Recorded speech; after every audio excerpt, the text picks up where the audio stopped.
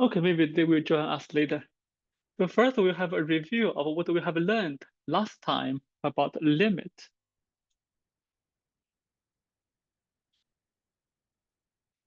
A limit is a trend because what happens in the future. Limiting process.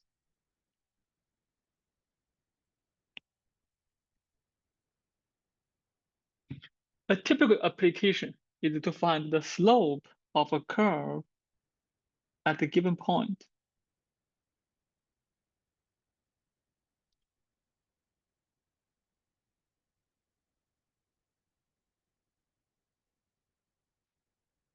To find it, we use approximations. We pick a different point.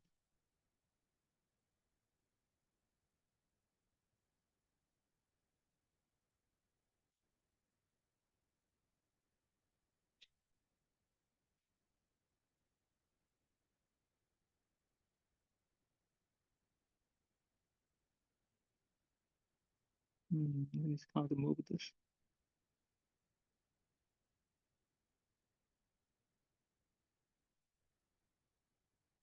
Oh, okay.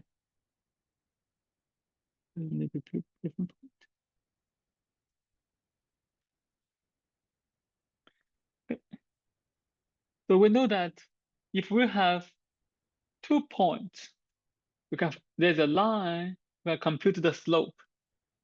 Then if we move this point closer and closer, this line will be closer and closer to the tangent line. We use the slope of the tangent line as the slope of the curve. So to define this, if we start at this one point, at one point, it is not a unique line, but at 2 points of a unique line, we have a slope, we can approximate the slope of this tangent line for approximation.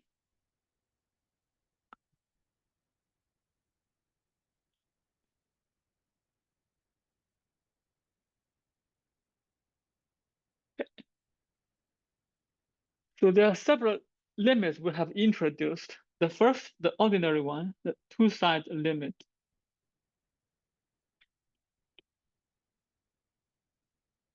So this is about what happens, the trend, not the value. It's about the trend.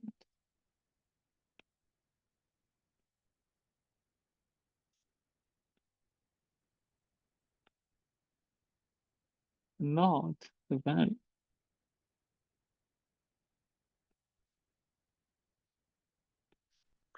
So in particular, it may not be even defined at A. So that's a point.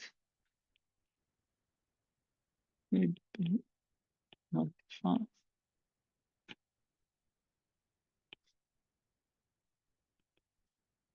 Hi, Alisa. Alisa, I would say unmute yourself. It's easier for communication. If there's noise, you can mute. Okay. So this is the two-sided limit. We also introduce the one-sided limit.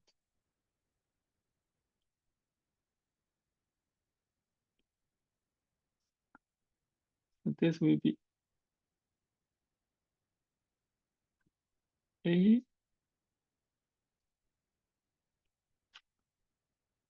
one-sided limit.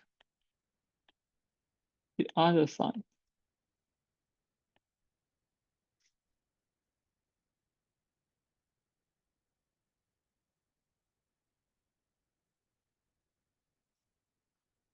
We also introduce this when the limit is infinite.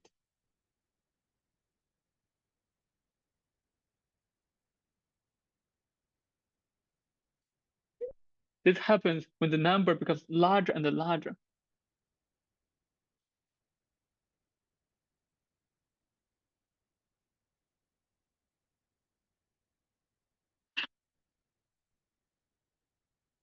Then we have.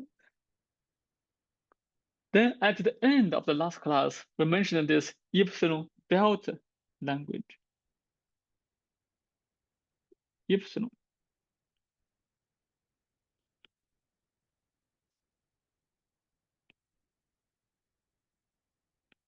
In mathematics, you will see this very often. It stands for small positive numbers.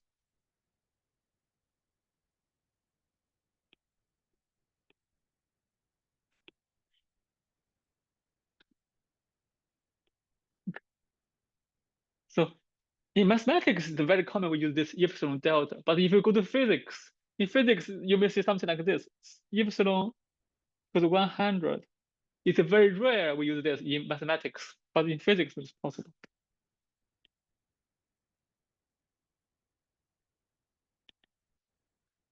It may also say pi be 5. You see this, but it's not the it's usual setting. We will not use this. Okay. So what does this mean, epsilon delta?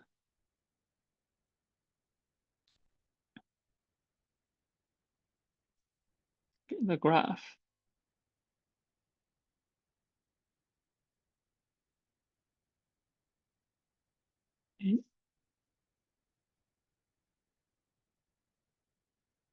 Yeah,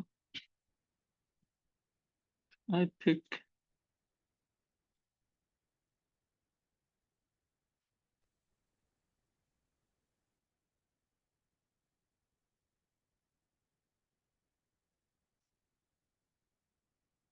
Okay. So if this is the allowed error,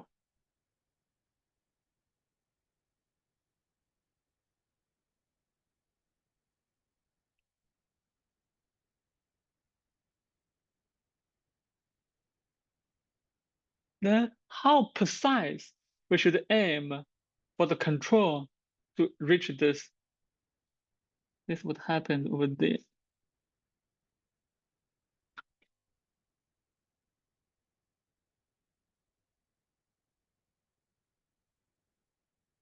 This is a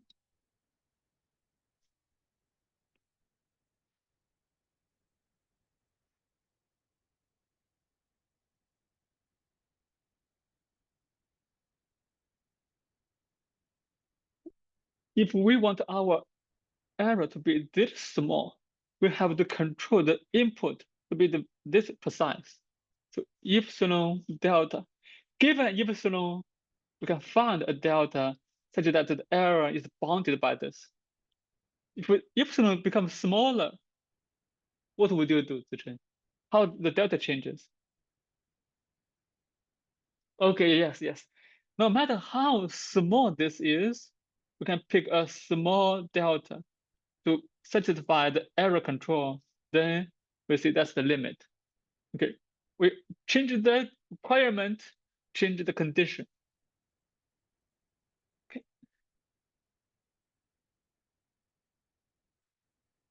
the next one is a very common notation called continuity.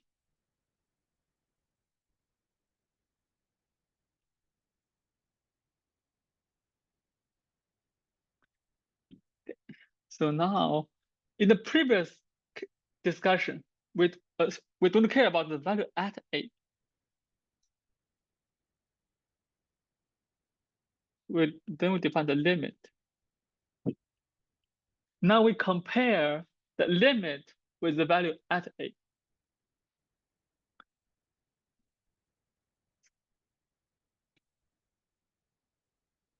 A function is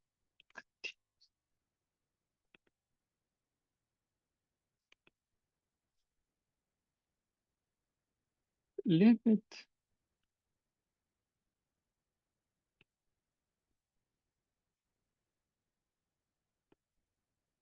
Okay, very natural definition. The three implicit requirements. So the first implicit requirement, f is defined at A.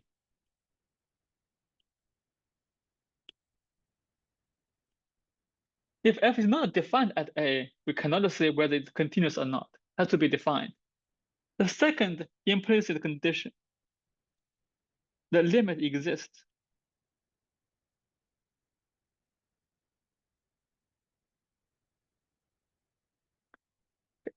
Third condition, they coincide.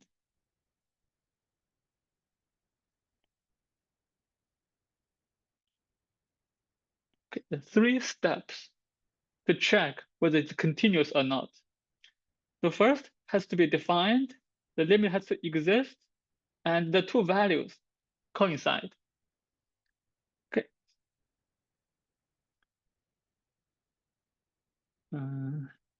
So this is a continuous if simple example.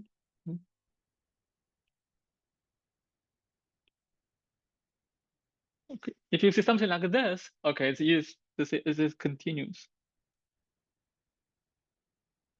But when it fails, discontinuous.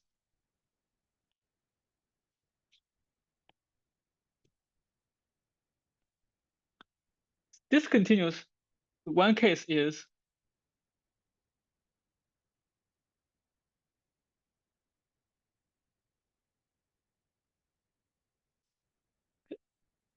the limit exists, but it's different from the value at that point. Then it's they call this a jump discontinuity.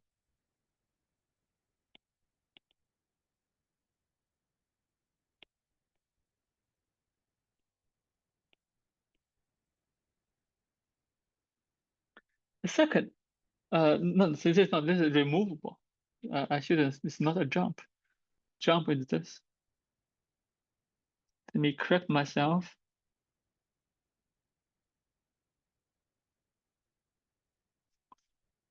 Correction.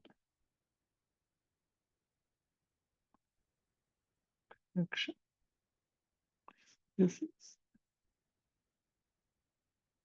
remove.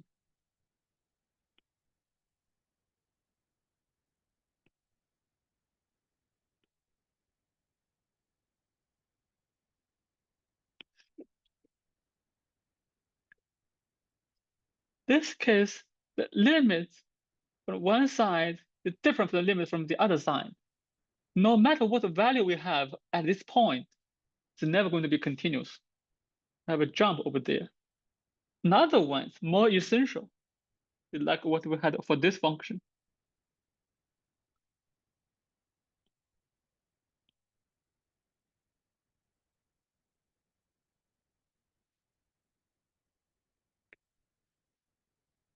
Elisa, do you remember this function from last time? Yeah. Okay, so the graph of this is kind of crazy. Let me try to sketch the graph.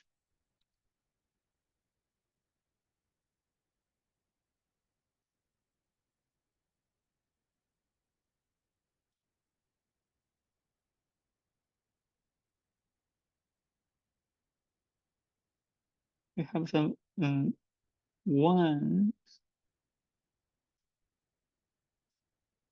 -1, 1, 1.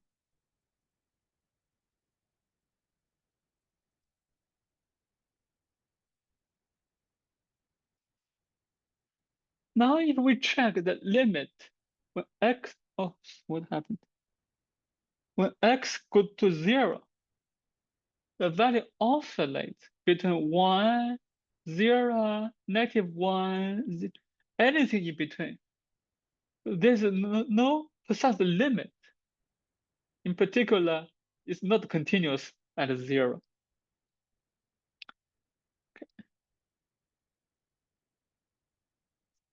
The 3 cases, and a slightly more general definition. The function is continuous on an interval.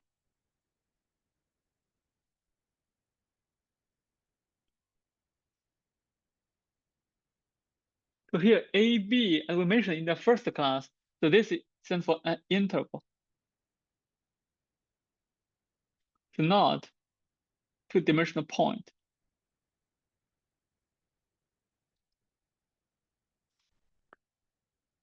It's continuous on this interval if f is continuous.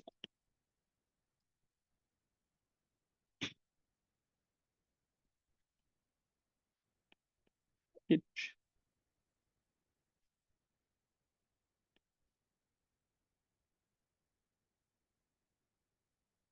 Okay. Normal definition. Let's check some examples. Then let's go to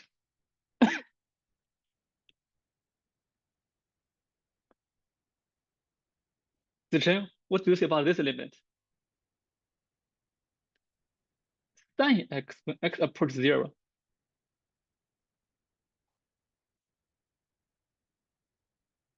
It's easy. Do not overthink this. No. Okay, and why? Okay, why? Okay, because sine, consider like we know the function, we know the graph, we know it's continuous. So this is 0, and this, because sine 0 is 0. Limit x go to 0, cosine x. Sakina, 1. Okay, because cosine 0 is 1 and it's continuous. So here, continuous.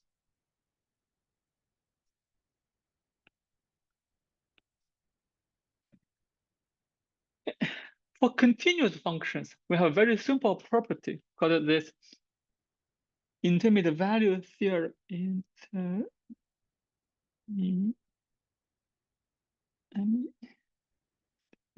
value.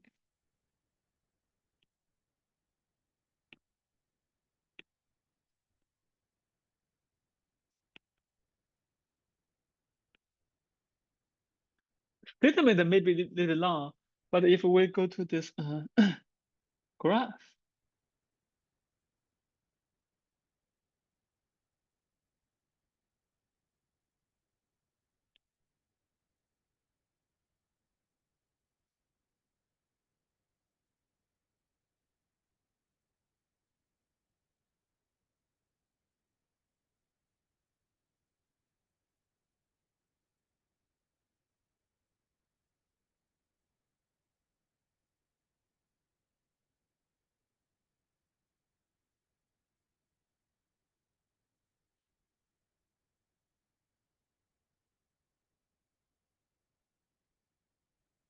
okay, theorem says for any value in between FA and FB, we can find a point that achieves this value.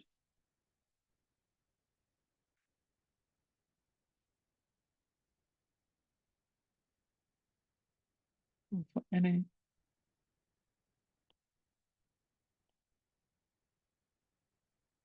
yeah.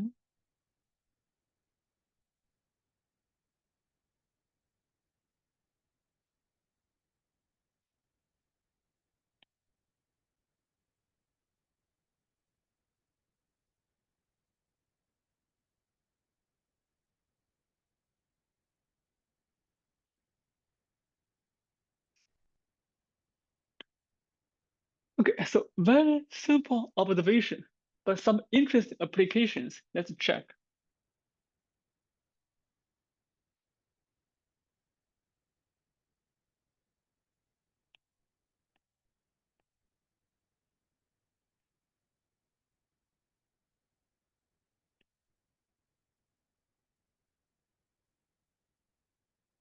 Before we start, I want to check, does any of you know how to solve this equation or the fourth equation? Do you know how to solve this equation? If we cannot factor, okay, that's a good approach. If we can factorize this equation, reduce something simpler, maybe it's possible. In general, it's very difficult to solve this equation. Okay, so there is something in the if you check Wikipedia, there's some method to solve this very long formula, a lot of steps. We will not go over there. Elisa and Sophia, do you know how to solve this equation? Okay, Sophia says no. Okay. Okay, so I don't know. I just make it up. But with the theorem, we still can conclude something. I claim it has a real solution.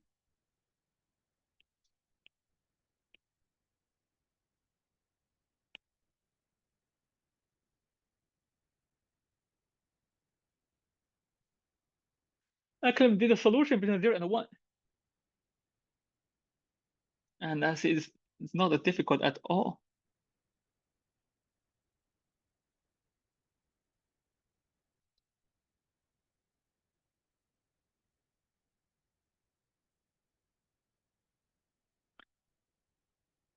Okay, Sophia, how do you believe this claim, Sophia?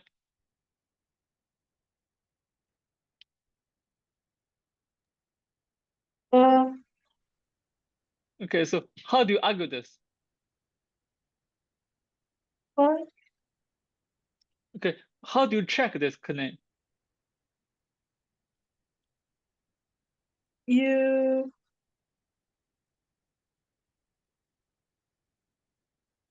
use IVT.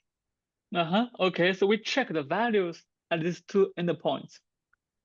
So first at 0,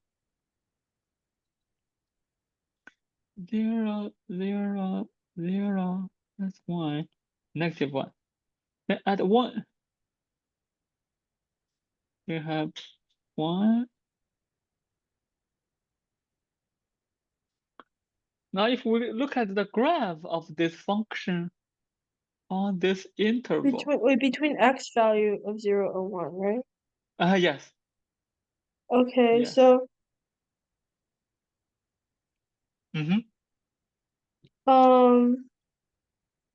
since 0 is less than 1 and -1 is less than 1, that means that the graph must pass through every y value between -1 and 1, including the x-axis.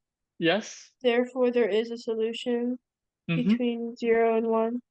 Yes, At least very one nice. solution, yeah. At least, yes, that's the point. At least one. We don't know how many, but since we start at here and at here, it has to cross it somewhere. Maybe once, maybe twice, but it has to cross somewhere. We don't know what it is, but I'm just grab this. So this is the intermediate value theorem. Also, Sophia, she used this short notation IVT. Okay, use the short notation IVT for intermediate value theorem. Okay, the next one we will introduce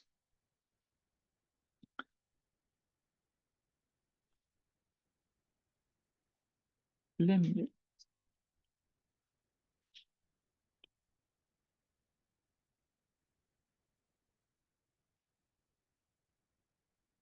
Okay.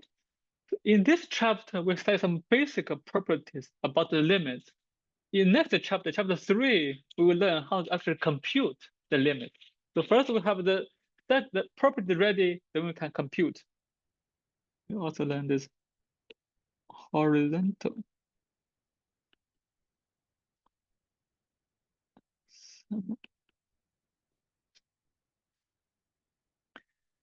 Okay.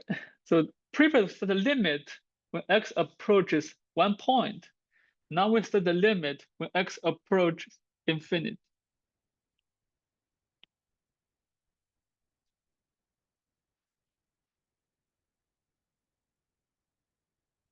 Again, here we use this for positive infinite.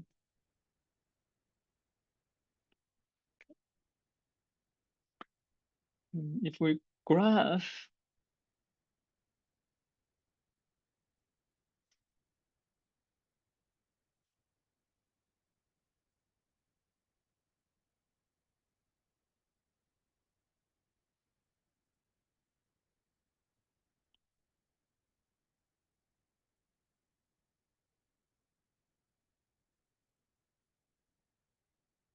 some typical behaviors,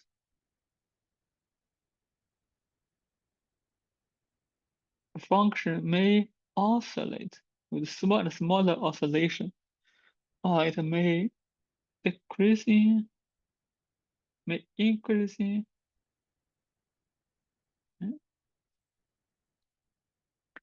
In either case, we see the limit of the function is L when x approaches infinity. In this case, this line is called the horizontal asymptote.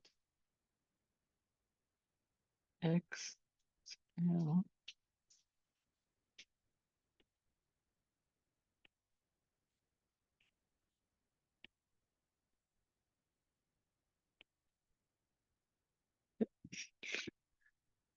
Let's try some functions.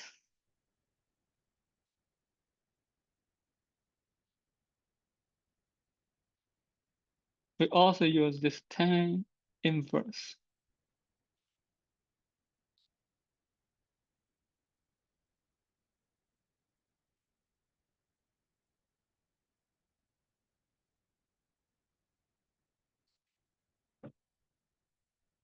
Okay, so do you remember the graph of this arctan? And how do we obtain the graph?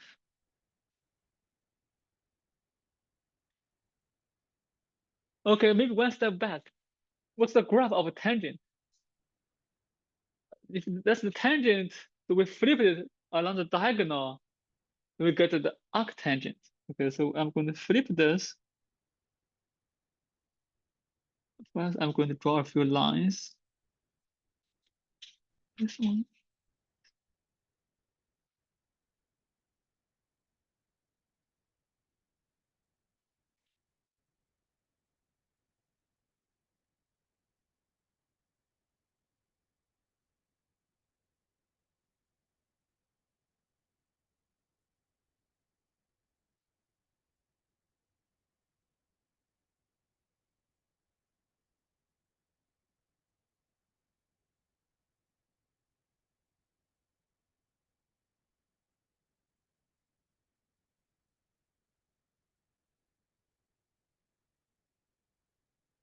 The arctangent function. So now we can see the limit x go to infinity.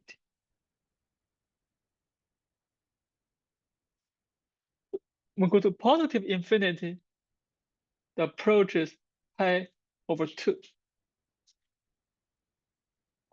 Negative infinity,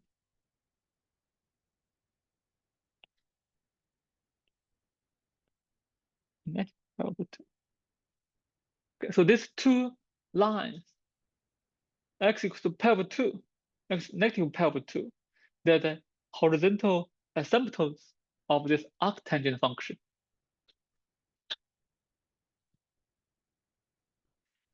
Next one, limit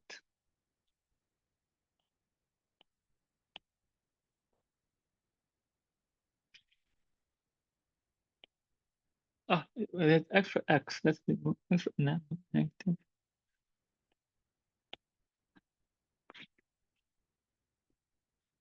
Yeah, let me check this one. Okay, not mine. And Sukina, what do you say about this limit? So exponential function. Let's guess what's the graph of this exponential function?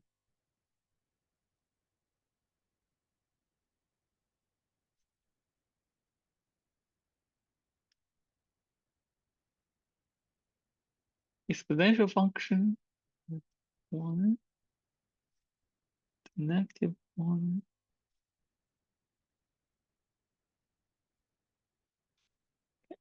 So it will be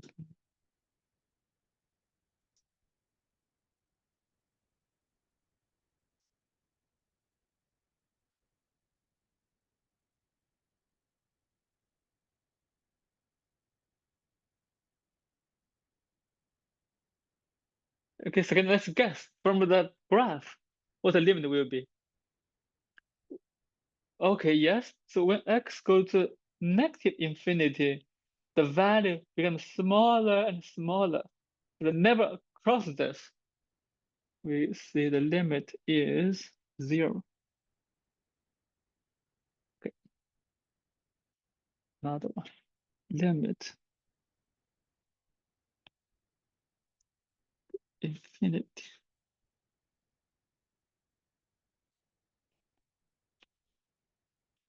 Okay, I will ask you to think about this. What's this limit?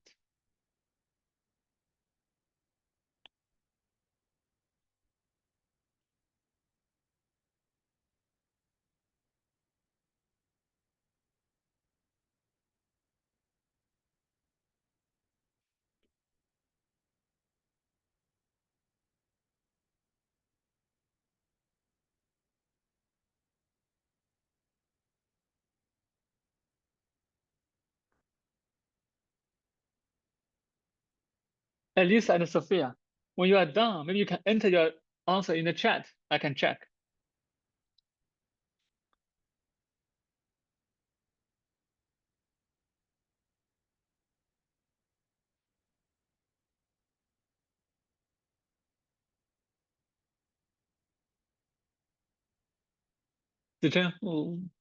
What's your thought?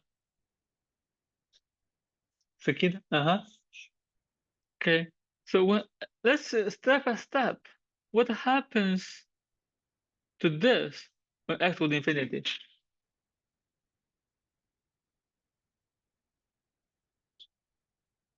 Because it will go larger and larger. So here we have e to the x. Larger and larger is not that easy. So what we can do is we will divide both numerator and denominator by e to the x. Let's see what we have. If we divide both by e to the x,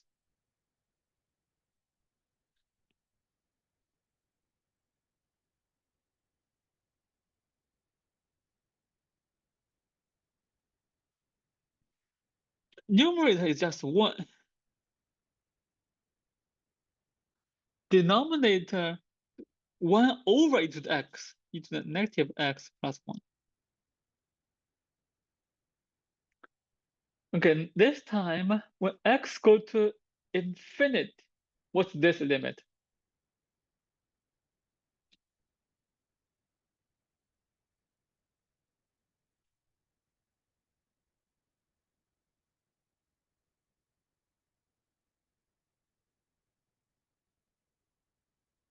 这是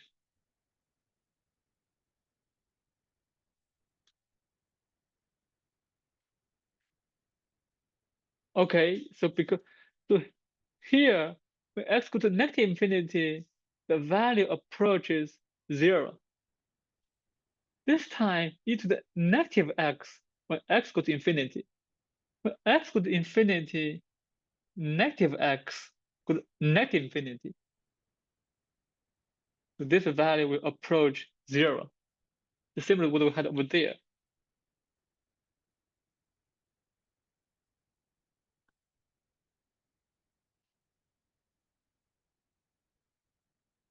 All right, okay. And Sophia, the second one, what do you say about this limit?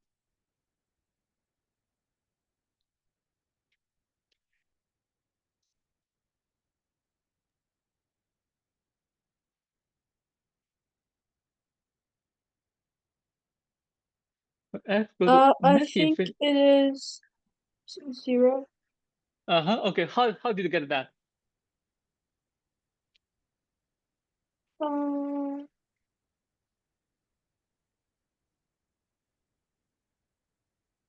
We can use the same method you did. Okay, so because when x go to negative infinity, I just this plugged it in, yeah. okay, nice. Because we have verified this one go to 0. This one is the same, also go to 0. So we get 0, 1 plus 0, 0. Okay, now we will see this function. This function, when x approaches infinity, we get 1.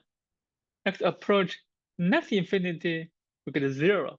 So the graph will be something like this.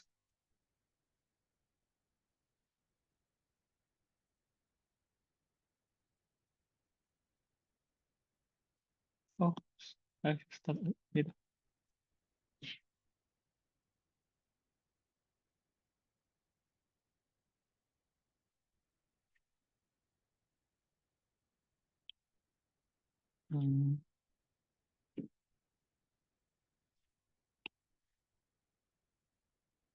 Sure, what happened here?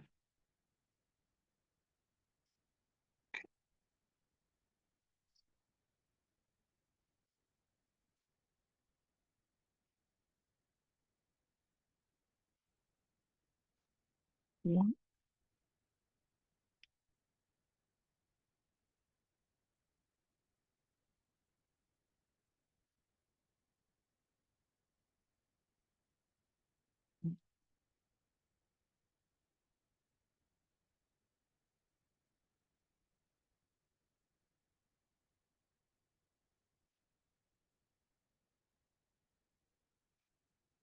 Okay, very simple function. As do you know AI? You know what AI is, but maybe you use it daily. And this is a very popular function in AI. So another, so in our homework, we mentioned one, the ReLU. This is the second activation function. Another activation function in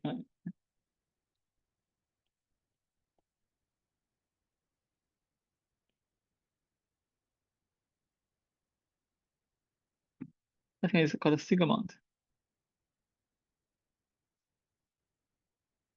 And very popular.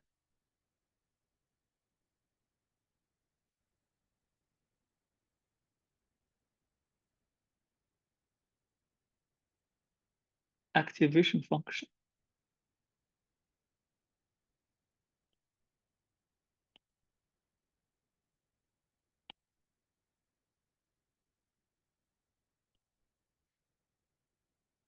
Okay, it has very nice properties. Okay.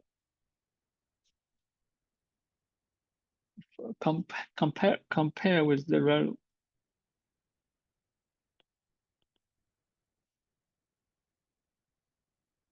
In our homework.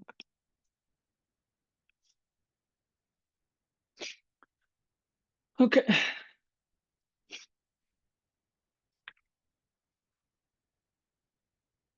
There's another interesting function, limit to infinity.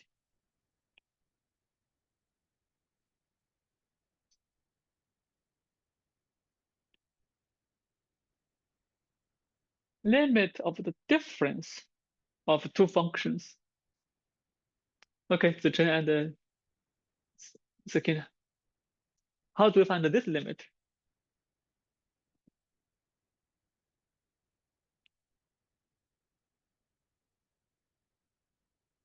Could we plug in? Okay, because if we plug in, this goes to infinity, this goes to infinity. The difference of two infinities, that's we don't know how to do that. Elisa, any suggestions? And Sophia, what would you do?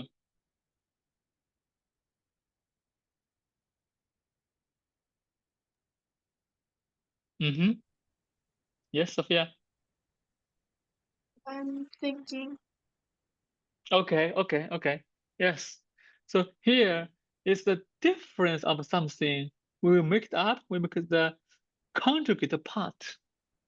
Okay, so what's the conjugate part? Sakina. Mm-hmm. Okay, the conjugate part. You found it?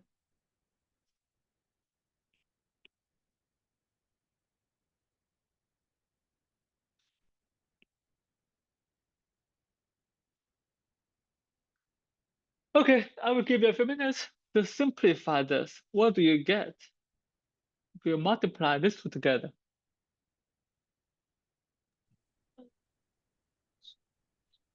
Mm-hmm. Minus. Okay, that's good. Okay, be careful, Yeah. So the product of the difference with the summation. Again, it will be a minus b. I use a pen.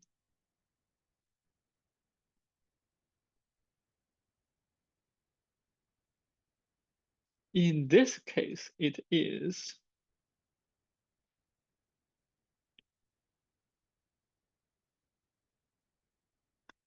x square root square.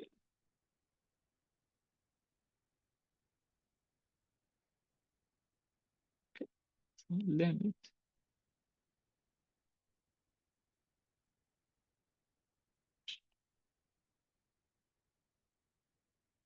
Now it's much easier.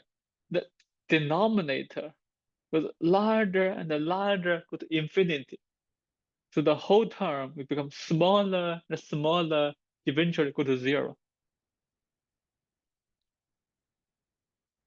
Okay, so a small trick to make this much simpler. It's another one.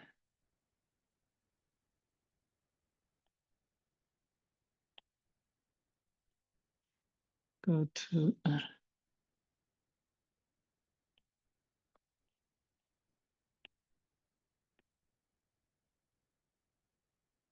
sin x. Okay, let's think about this. Think of the graph of sin x. What happens when x goes to infinity?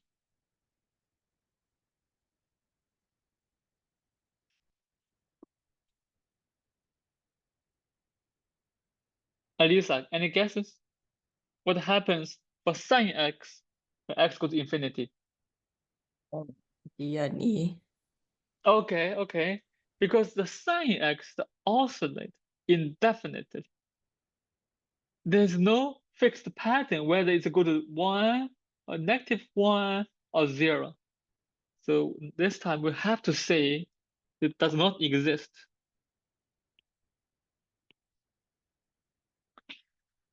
Okay, so the last limit we are going to introduce, nothing difficult, limit infinity fx. The position go to infinity and the value go to infinity. And this is very common. Our x squared, x cubed, all of this, the limit is infinity. Okay. So we will have 5 minutes break and we will resume at 52. 5 minutes break. Okay, all back. Try to. Okay, smoothie. A new section. It's about the derivatives.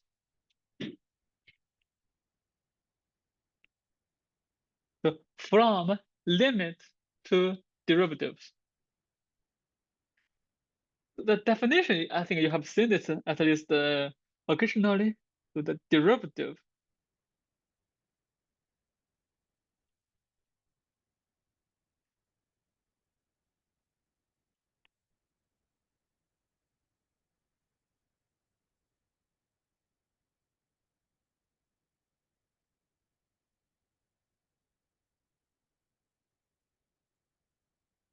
This time is different from when we define the limit. For x close to a has to include a.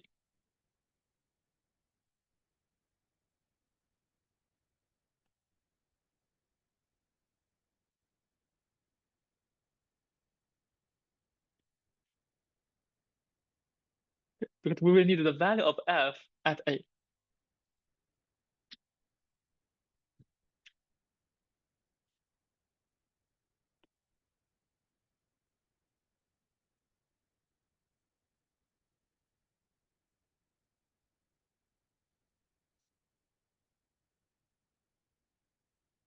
Okay, so in the definition, in this limiting process, x is not from a. But to define the limit, f has to be defined as a. So the two different perspectives about the function. including a. But the limiting process, it does not and cannot be a, because the denominator cannot be 0. The two different perspectives. This one including a, this one excludes a. Another popular notation, we use h. Another popular notation when define derivative. The displacement. This is the same as using this, we can give a second definition of a derivative.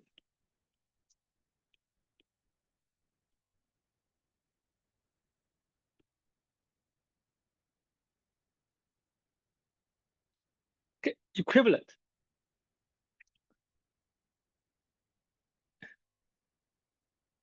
And we start with something very simple.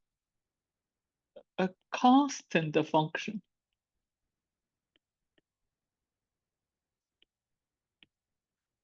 Now, what's the derivative at a? I know you know, but I'm still going to check. Elisa, what's the derivative of this?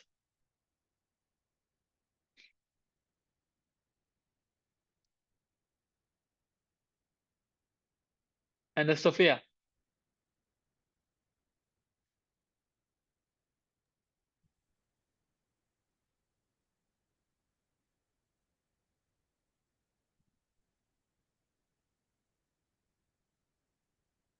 I cannot hear you, Sophia. Are you seeing something?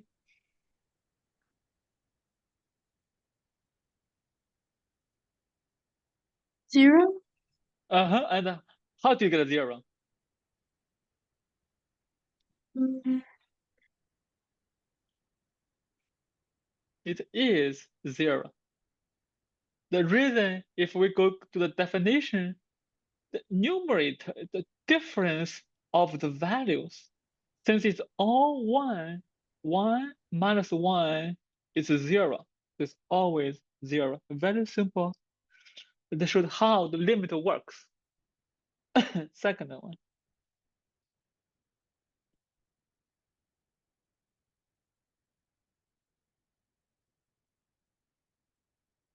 Okay, Zichen, second one.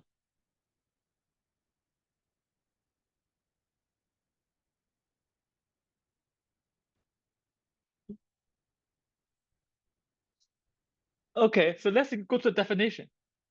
What's the definition, Zichen? Which one do you prefer? You prefer the first one or second one? Either one, give me one choice.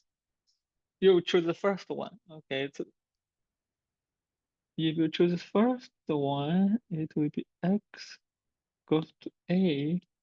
I'm gonna just copy the definition. I don't do anything other than copying. I'm not doing anything other than copying. Okay, just copy. Now I'm going to do something. Okay, Zichen, fx equals x. So what's this? Fx. Okay, it's x. What's the next one? Fa. Fx is x Fa.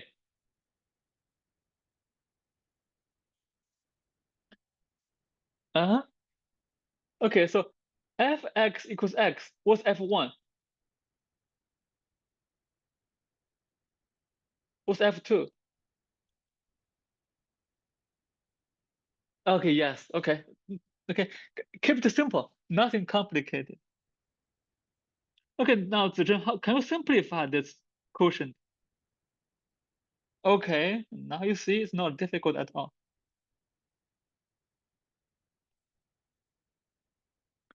Okay, that's our first non-trivial example. The derivative of this function at any point is 1 because we use the definition. Okay, slightly more complicated.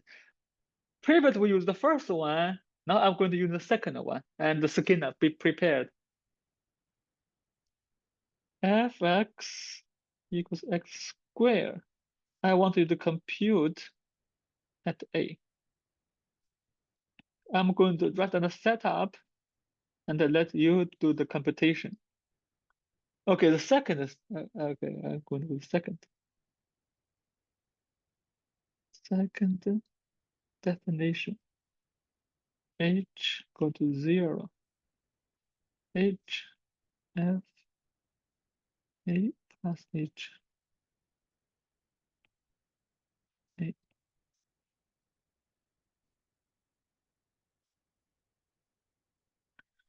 Okay, Sakina, what's the first one?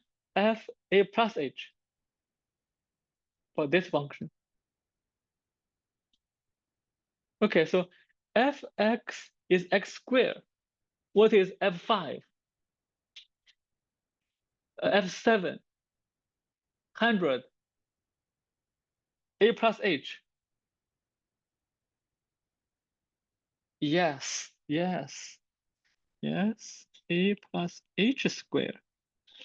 Now, FA, Sakina, A squared, okay, you see? Nothing complicated, just the definition. If you know the function, you know the value. Now, a little bit algebra.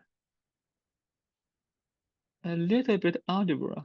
A plus H, could you multiply it out? What's the formula for complete square?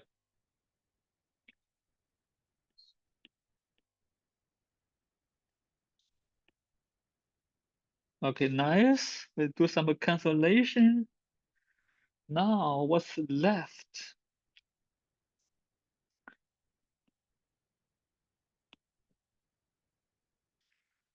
Okay, so the first one, 2AH over H. If we simplify this, what do we have, Sakina? Just 2A. Nice. Now, the remaining part, H squared over H. H. Okay, what's the limit? When H go to 0. 2A plus 0. Okay, just 2A. Okay, now for the second function, x squared, we found that the derivative at A is 2A. You see, it's different from the previous one. This one, everywhere is 0. Everywhere is 1. But this derivative, it depends on the position.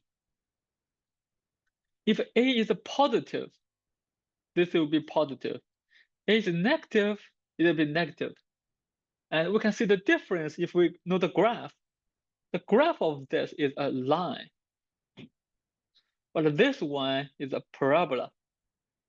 So somewhere it's negative, somewhere it's positive. The changes. Okay. The geometric meaning of this. Geometry. So FA derivative is the slope of the graph.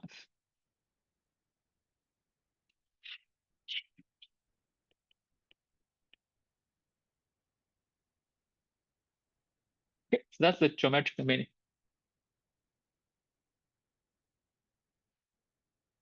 Okay.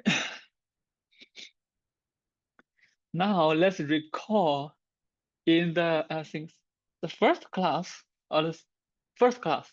In our first class, we mentioned this number E. Okay. Sophia, you were here. Do you remember? Oh, yes, you were here. How we pick this number E?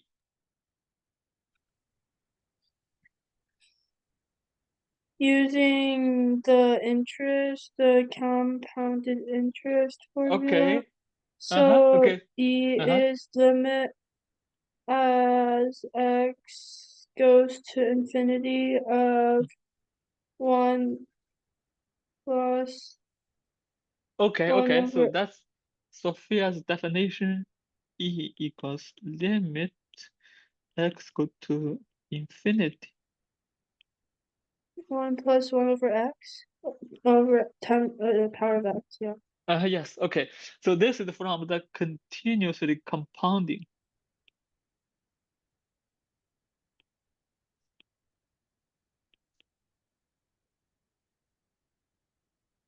Interest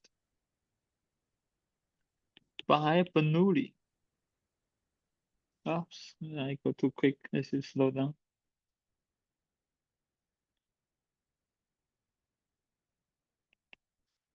Okay, that's one definition. Sakina, we have a second definition. Do you remember? It's okay if you forgot. That's okay. Okay, that's a numerical approximation. E is approximately. Okay. Another property, we use the graph of this function, fx equal to b to the x. And we check, we maybe sketch 2 to the x, the slope at 0 is less than 1.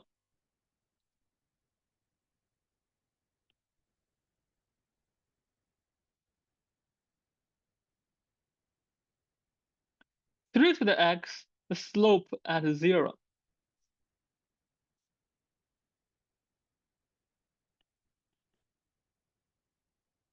is bigger than 1. So something in between e to the x, the slope at 0 is 1.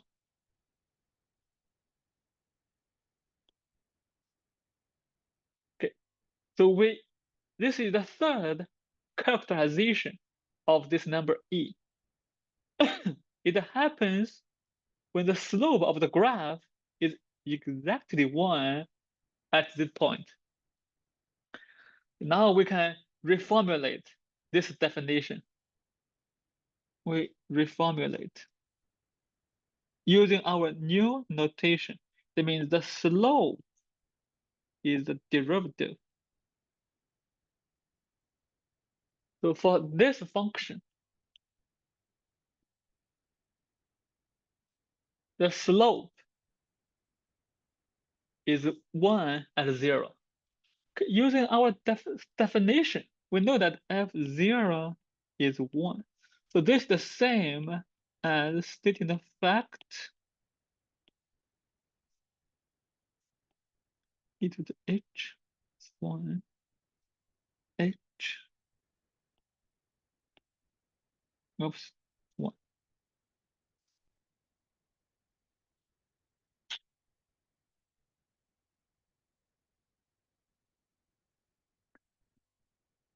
Okay, so you have seen this property before. Now you know it's not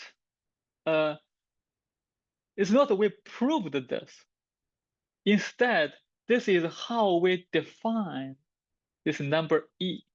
Okay, so you should be careful what this means. It's not we compute the limit. It's we pick the number e such that the limit is 1. For example, if we replace it by 2, get something less than 1. Replace it by 3, get something bigger than 1. This e is exactly the moment when we have this equality. So it's not we compute the limit, it is 1. It's we want it to be 1, we find this. Okay, so the logic, okay. If you know this logic, you will say, we do not find the limit, we find that it's e. Okay. Now maybe I will ask you, somehow you know, if x is 2 to the x, what's the slope at 0? Do you know this? For this function, we know it is 1. What about this one? Have you seen it before? No, it's okay, okay. That's okay. Sakina. Okay. Maybe Sophia, have you seen this before?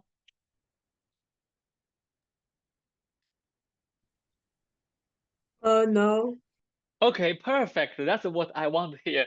Okay, that's very nice. And we will show you how to derive this very easily in the next chapter. Not now, but we need some preparation. It will come later in chapter 3, next week.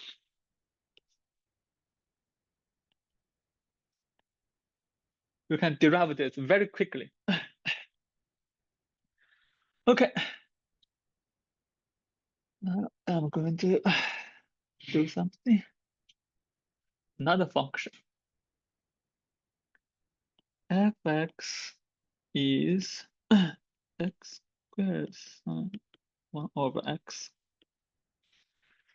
Okay, for this one, let's check. Maybe let's recall what's the limit.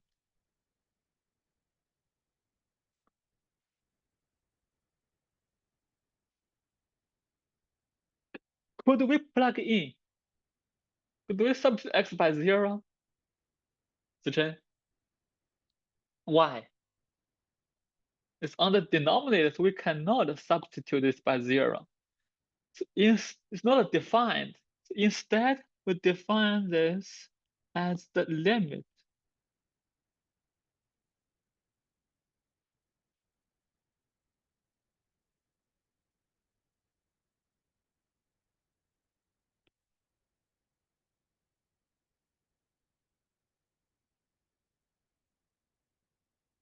Skinner, do you remember what is this limit? Do you remember what is this limit?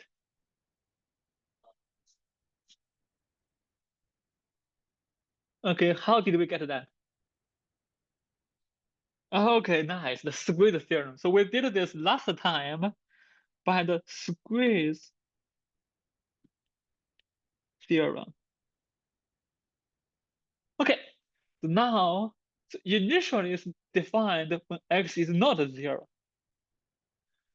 Now we extend our definition. It's also defined at 0. Okay, now we have everything. I wanted to ask, what's the derivative at 0? Okay, I will give a few minutes to try. Which definition do you prefer? You prefer the first one, the second one? Use the definition. Okay, so either way, I'm going to just copy. I'm going to not going to do anything fancy. I'm just copy the definition.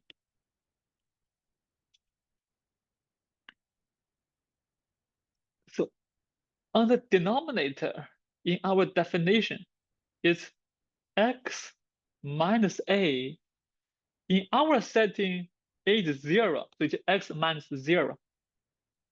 Going back to our position, x minus 0. The numerator, it will be fx minus f0. Nothing. I didn't do nothing, I just copied the definition. Now let's simplify a little bit. X go to 0. And the denominator is just x. Fx, I just copy the formula. I don't do anything fancy.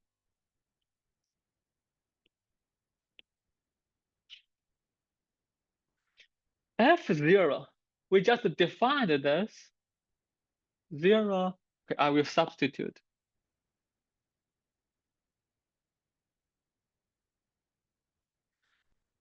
Okay, Sophia, how do you simplify this?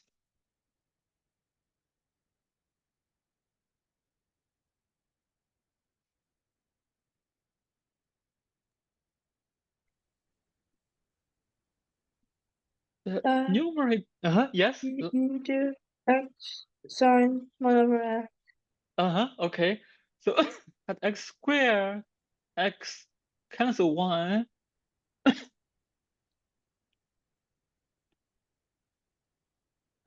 Okay. Elisa, do you remember this from last time? What's the limit, Elisa?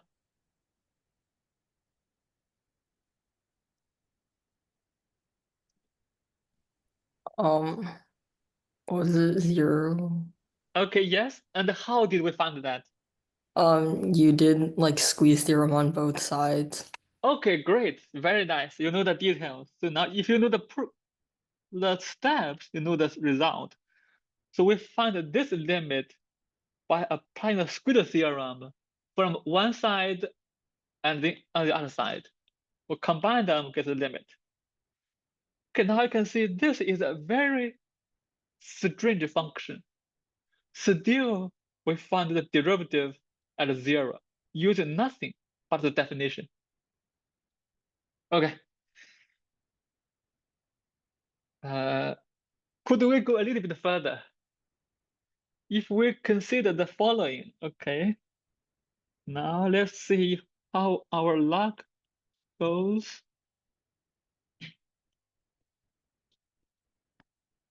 Last time we checked and we just emphasized this value. We defined this as the limit.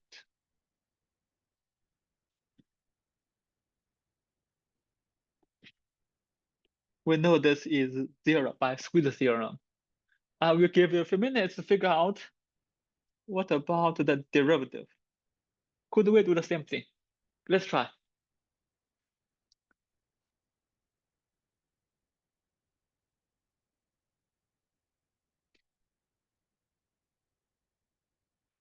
Okay. Don't be afraid. You have everything you need for this problem. Okay, Zicheng, what's the first step? The definition. Okay, the formula. So the first step, nothing fancy. Just copy the definition.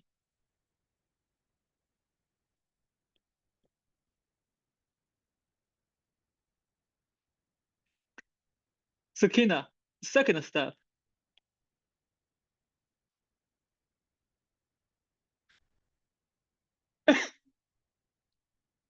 Small step, don't go large steps.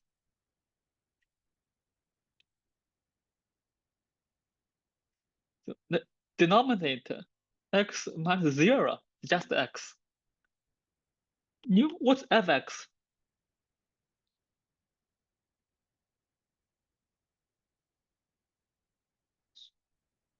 That's the previous one. But now have a new question. Okay, x sine 1 over x. What's f0?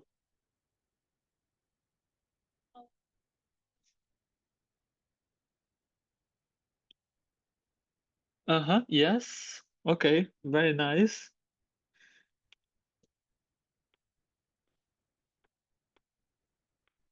And Elisa, what's next step? Could you simplify this, Elisa? Sine 1 over x. So just 1 sine 1 over x. And Sophia, what do you see about this limit?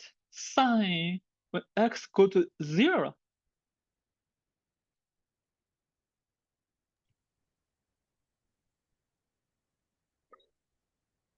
If it is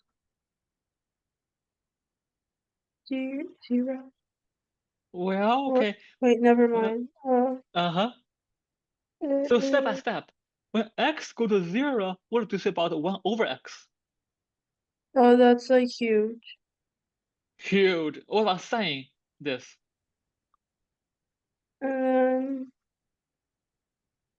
Sine, when x goes to infinity, it oscillates.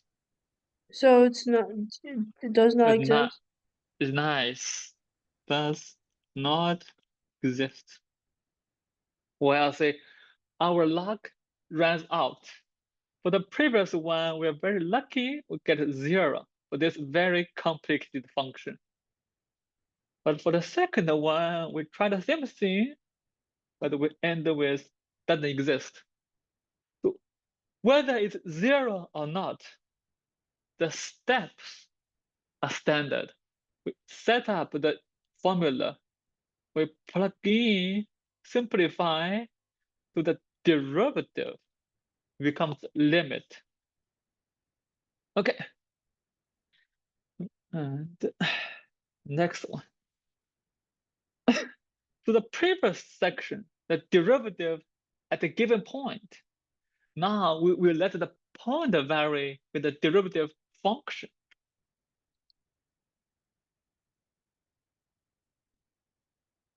Different color for a new section.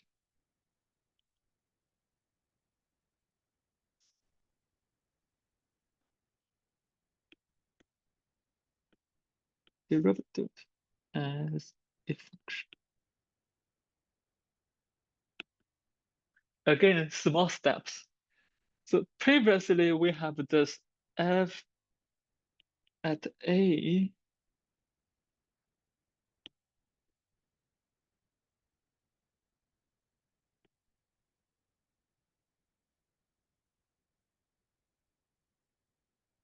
we took a very small step. We let this a varies, we get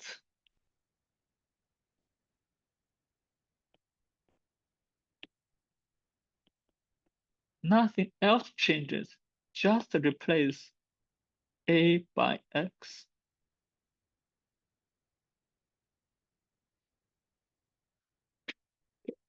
A small change, but a big difference. This time, we get a new function. So fx to f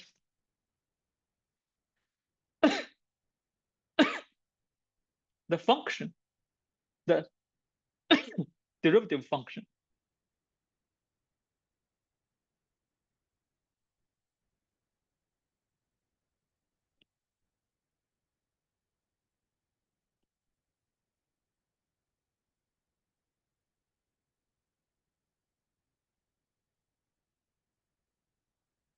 Okay. Let's try. Let's recall our formula. Previously, we checked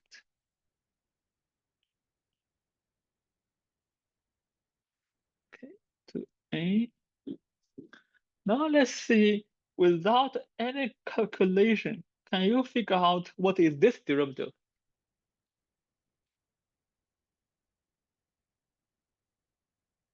Two x, how do you get that? Okay, yes.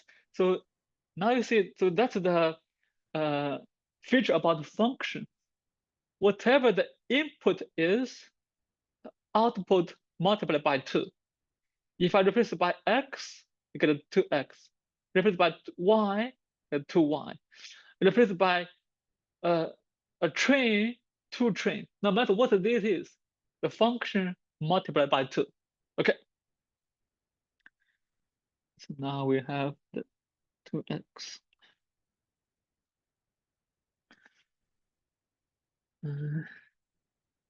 Let's try another one. Fx equals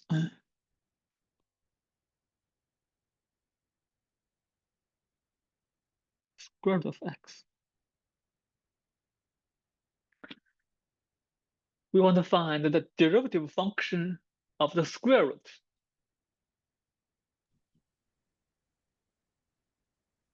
Okay, where do we start, okay, Zichen? The formula, okay, very nice. Always, we start with the formula. It's over there. Okay.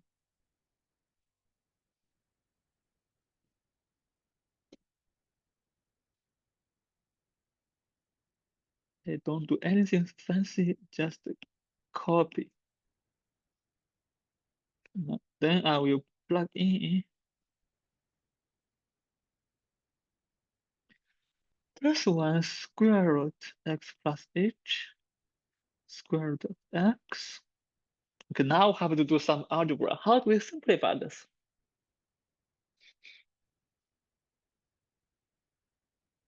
Think about it. Elisa, what would you do? Multiply by the conjugate. Okay. Now we are very good at this. Whenever we see the difference of the square root, we multiply it by the conjugate part.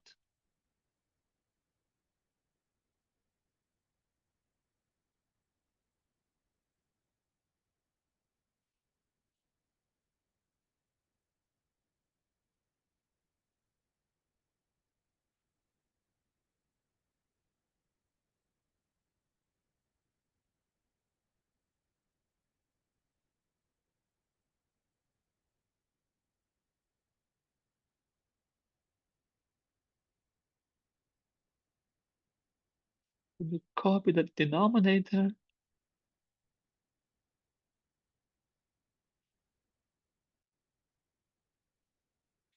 And we're gonna, okay, you finished, Sakina. What's the numerator? Okay, so here the product of the difference and the summation will be the difference of the squares. Square of this and square of this, x plus h minus x, just h. Just h, so we have this h, the 1, now we get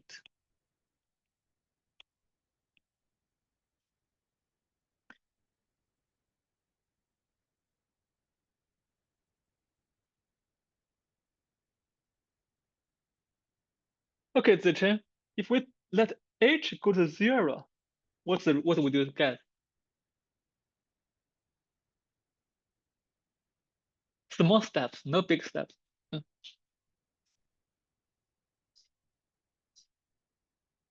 Yes, nice. 2 square root of x. Okay. Now we find the second, the derivative of the second function, square root. Okay, so for general functions, we will follow the same procedure. So next we will have a lot of these examples. You will see it's not difficult to find the derivative if we follow the steps. Okay, let me stop recording and we check with you.